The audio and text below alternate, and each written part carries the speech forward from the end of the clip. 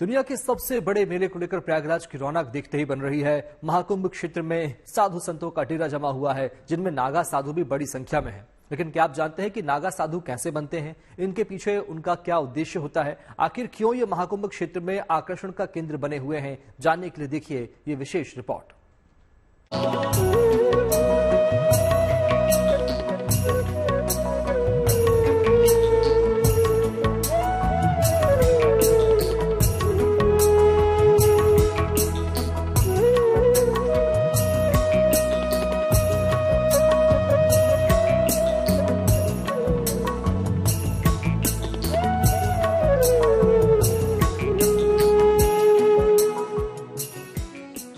महाकुंभ की चहल पहल संगम नगरी की शोभा अद्भुत रूप से बढ़ा रही है।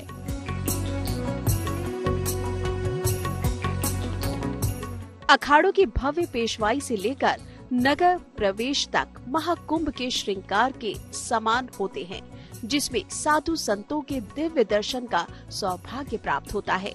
इसमें नागा साधुओं की छटा तो देखते ही बनती है, जो शरीर पर भस्म, तिलक, रुद्राक्ष के साथ ही त्रिशूल, तलवार, गदा जैसे शस्त्र सबके साथ लोगों का ध्यान अपनी ओर आकर्षित करते हैं। ढोल, नगाड़े, बैंड बाजे के साथ हाथी, ऊंट, घोड़े और रथों के साथ अखाड़ों से निकलने वाली भव्य पेशवाई और नगर प्रवेश के बाद ये नागा साधु अपनी कुटिया में धूनी रमाए दिखाई देते हैं। यूं तो महाकुंभ में साधु संत महंत पूरे देश और दुनिया से आते हैं, लेकिन सबसे ज्यादा जो आकर्षण के केंद्र में होते हैं वो है नागा सन्यासी।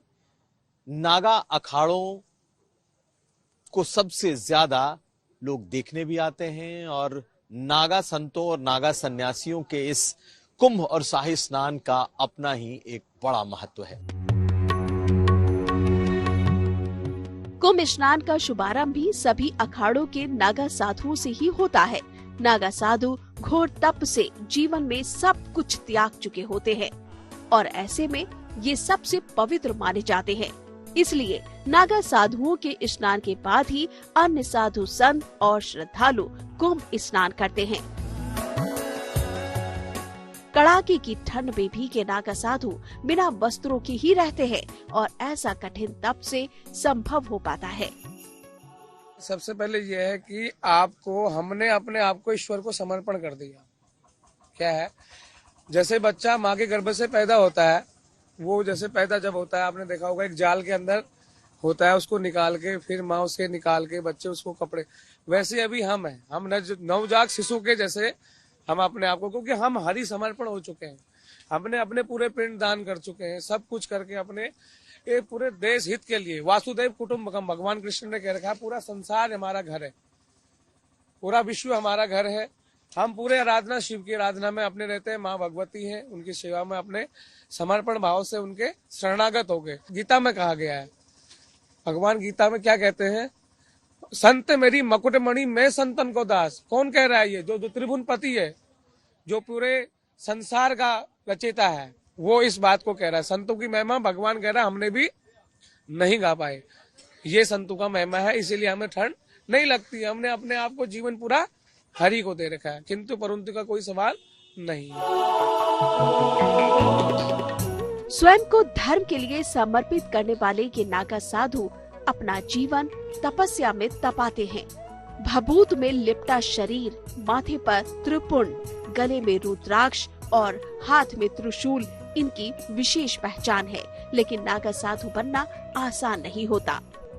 5 साल 6 साल की इसको सेवा लेके कि इस पथ में जा सकता है, नहीं जा सकता है, ऐसे नैष्ठिक दीक्षा देते हैं। उसके बाद फिर पूर्ण संन्यास के लिए प्रणीत किया जाता है। तो गुरु महाराज की जो शाखा होती है, उसमें क्या होता है, महामंडलेश्वर होते हैं, आचार्य गुरु होते हैं, जो हमारे संन्यास परंपरा को चलाते हैं। हमारा जो अखाड़ा है, इसमें क्या होता है, महामंडलेश्वर होते हैं, उनको ज्ञान के लिए दिया जाता है। जो विद्वान होते हैं, आचार्य PhD किए होते हैं, उनको महामंडलेश्वर की उपाधि देती है। तो उसके बाद क्या होता है, श्री महंत क्या करते हैं, सब चीज को लाके इकट्ठा करके अपना एक अखाड़ों की व्यवस्थाओं को चलाना।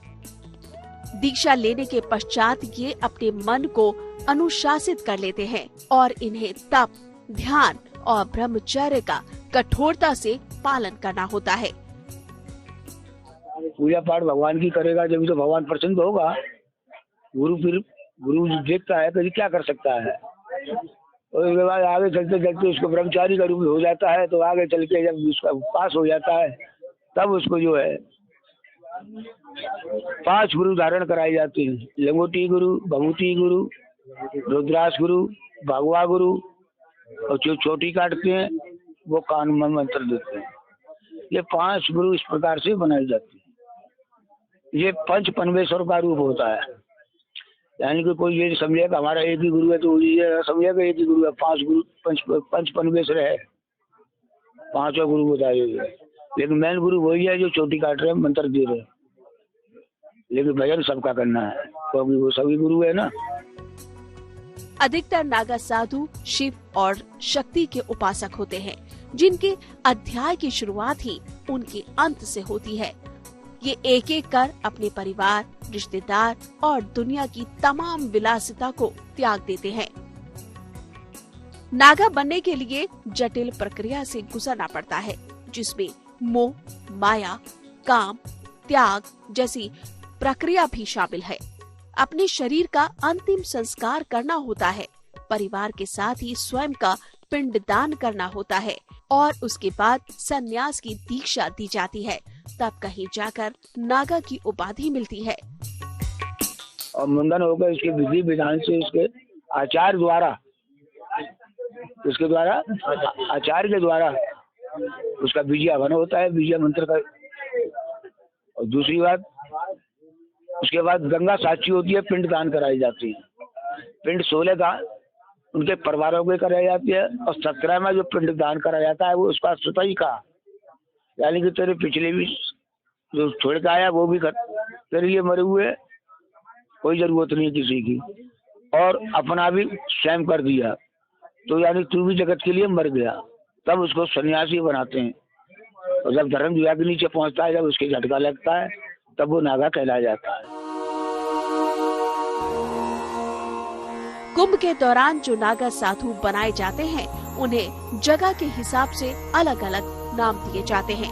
प्रयागराज के कुंभ में नागा साधु बनने वालों को राजेश्वरी नागा, उज्जैन के कुंभ में नागा बनने वालों को खूनी नागा, हरिद्वार के कुंभ में नागा बनने वालों को बर्फानी नागा और नासिक के कुंभ में नागा बनने वाले को खिचड़ी नागा कहा जाता है। नागा बनने की दीक्षा लेने के बाद साधुओं को वरीयता के आधार पर पद भी दिए जाते हैं, जिनमें कोतवाल, बड़ा कोतवाल, भंडारी, कोठारी, बड़ा कोठारी, पुजारी, महंत और सचिव के पद होते हैं। इनमें सचिव को सबसे महत्वपूर्ण माना जाता है। नागा अखाड़ों के आश्रम और मंदिरों में रहते हैं, तो कुछ नागा साधु पहाड़ों और गुफाओं में जीवन बिताते हैं और अखाड़े के आदेश से ये साधु पैदल भ्रमण करते हैं। इस दौरान झोपड़ी बनाकर धूनी भी मारते हैं। प्रयागराज, हरिद्वार, उज्जैन या नासिक में कुंभ का आयोजन होने पर ये नागा साधु वहां पहुंचते हैं और कुंभ की समाप्ति पर वहां की पावन मिट्टी को शरीर पर लपेटकर वापस अपने आश्रम या एकांतवास में चले जाते हैं। इसके बाद अगले कुंभ के आयोजन पर संत समागम में शामिल होने ये पहुंच जाते हैं। प्रयागराज के महाकुंभ क्षेत्र से पंकज श्रीवास्तव और कुमार अभिषेक के साथ bureau report, good news today.